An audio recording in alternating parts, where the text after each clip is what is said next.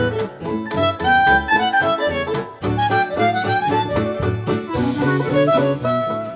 everybody, this is Patty the Leather Lady LLC here with another informational video, and today we're going to be talking about needles, thread a little bit, and lace. Okay, so I'm just trying to give you some real quick ideas on what type of needles to use in what kind of work that you're doing, whether it's thin leather, thick leather, saddles, and all that kind of stuff. All right, so let's get started right into it. So what we use is 3 different types of harness needles, and they go by 1, 2, or 3. So 1's going to be your smallest harness needle, 2 sort of your middle size, and 3. And I'll show you those here in a second. There's some that come from John James, or you can get them from Tandy, different makers, different kinds of things. They probably all come from the same source, but just licensed under different names. So we use the harness needles. We may use a curved needle depending on what type of work that you're doing. And then we'll show you 2 types of the lacy needles. So let's get started here. As a horse and saddle and tack repair, I'm going to use 2 different kinds of needles mainly. So you're going to see this is the number 1 harness needle. You'll see it is the smallest needle. It is fine. Can go in very small spaces. You would probably use this in like your purses, your wallets, that kind of a thing. So that is your number 1. Number 2 is a little bit bigger, a little bit longer.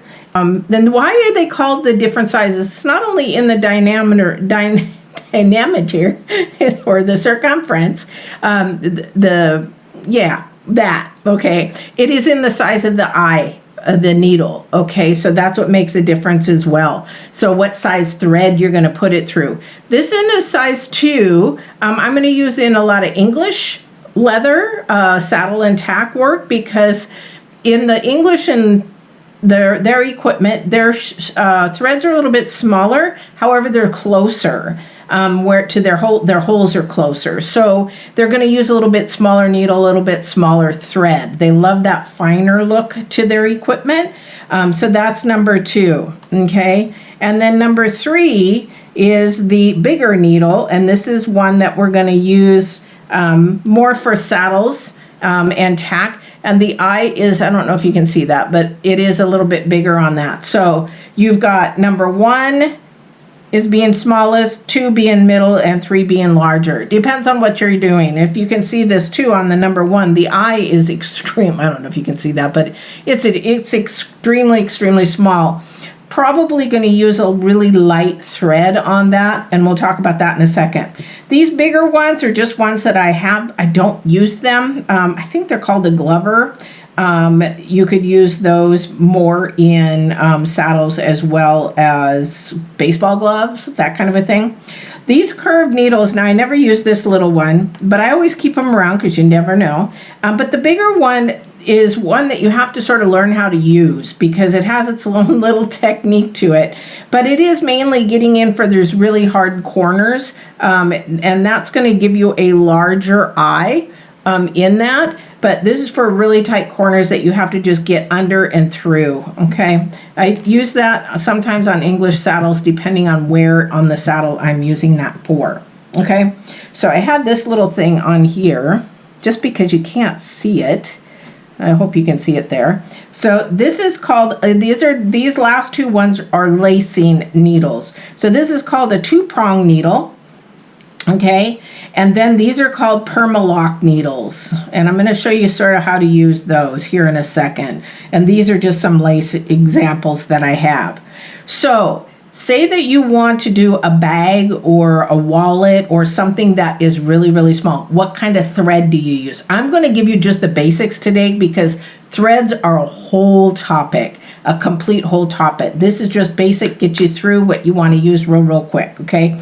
So you probably will want to use a number 2 needle, and depending on what kind of look you want, okay? So on a lot of the ones that I use, this is my sewing machine thread. This is what I use on my sewing machines. This is for my small sewing machine. This is a 92 thread, I believe. Yep, a 92/16. So this weight is a little bit heavy, and I don't know if you can see that or not, but here, I'll put it against here, the black. So it's something that you would be able to put through the middle eye. You might be able to put it through this, but it's going to be really, really tough. But you would probably do it on your middle one. But that would give it a nice white aesthetic stitch look on something that's maybe a wallet size, again, purse size, small purse size, that kind of a thing. Also, what kind of thread you use is important, because I do a lot of horse work. We want to use a polyurethane thread, or we want to use a nylon bonded thread. Why? One, it holds up a lot better. Two, especially if you're in the horse world, you've got urine, you've got dirt, you've got sweat, you've got the horse's element of the skin, you've got things that break down thread, you've got the elements of the weather, you've got all those kind of things, whether they're acidic or pH balance is off which way. It doesn't break down like a cotton-based thread. I would never use cotton-based thread on leather. You do, and horse stuff too, horse blankets. So this is a 92. You could use that on the number 2. You could use it on the number 3. It's a little bit thin for the number 3s, okay? And then if you're going to use, I'm going to get these mixed up here. If you're going to use, say you want to do some saddle work, but you want to do it by hand, I would use a 270, or this here is a 277, okay? That's thicker, and you're going to use that for the number 3. Look at the difference here. I'm going to show you the difference. This is a 92.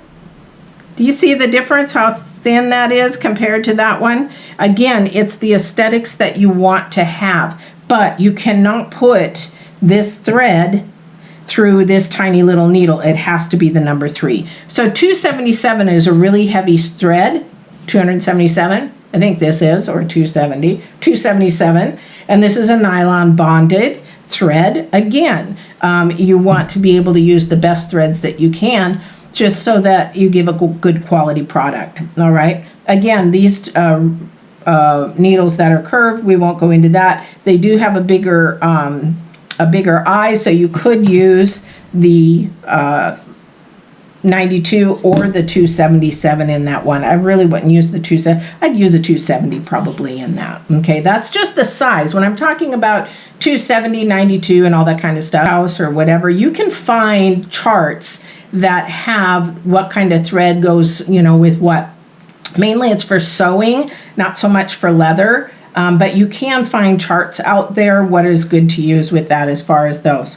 All right, so let's talk about, because if for some of you that want to lace and you struggle with lacing, and show you what these two are.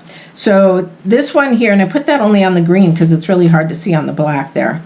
So on this one here, you're going to see that it has 2 prongs. I'm going to pull that apart to see how that has 2 prongs in there. You can pull it apart, and there's 2 prongs. That's where you're going to put the lace. In this one here, this is a Perma-lok. You're going to put the lace in the hole. There's some threads in there that are going to tighten it down. Okay, so I'm going to show you really quick how to do that. Oh my goodness, let me see here.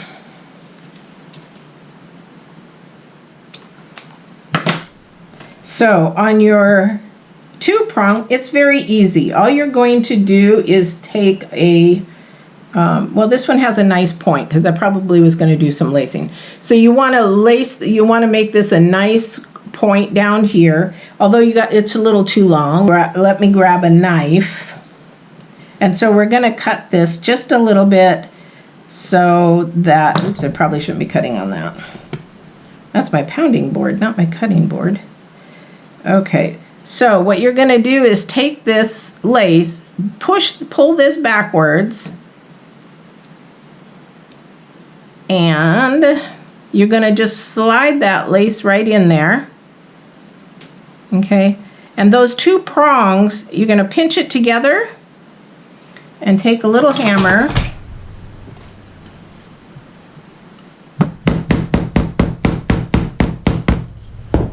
and then you've got your thread. Now a lot of the times this will come straight out. There we go. And then now it's nice and taut. Okay, and then you can begin threading. And then when you're done. This one I use a lot. I like this one. I don't like the other one, but it is all a preference. You know, it is very much a preference. So on your and you can use different sizes. There's some different sizes of these as well.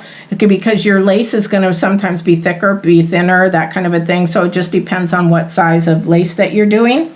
So on your Perma-loks, you're going to have different sizes. There's 3 sizes, and I think this is the middle one. I was going to show you what difference about this one here. But this one here is the smallest size, and this will do about 3/32 to an 1/8 inch of lace.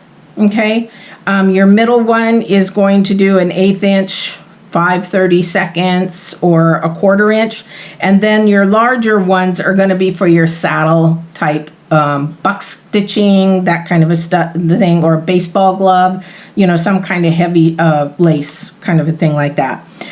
When you get them, they're nice and shiny and pretty. I just cleaned this one up. They do get to be pretty black. Okay, they're dirty and black after they sit there, and you're like, oh wow, is that any good anymore? Yes, it is. So all you do is take some Brasso. As you can tell, I use a lot of Brasso. And you're going to, whenever I'm doing conchos or anything like that, just take a little bit of Brasso, put it on a towel there, and shine it up. So maybe you bought somebody's used equipment, you know, sometimes they'll have these in there and used equipment, and then just clean them up. Clean them up, and then you just sit there and wipe it nice and clean, and there, it's all nice and shiny now. Okay, so whoo, boy, that Brasso, woo, wooey wooey. Okay, so what we're going to do is we're going to show you how to use the Perma-lok. Let's do it on here. Let's cut a piece.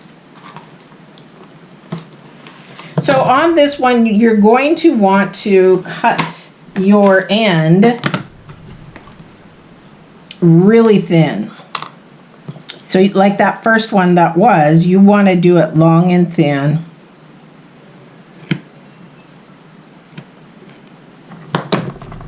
Okay, that might even be too thick.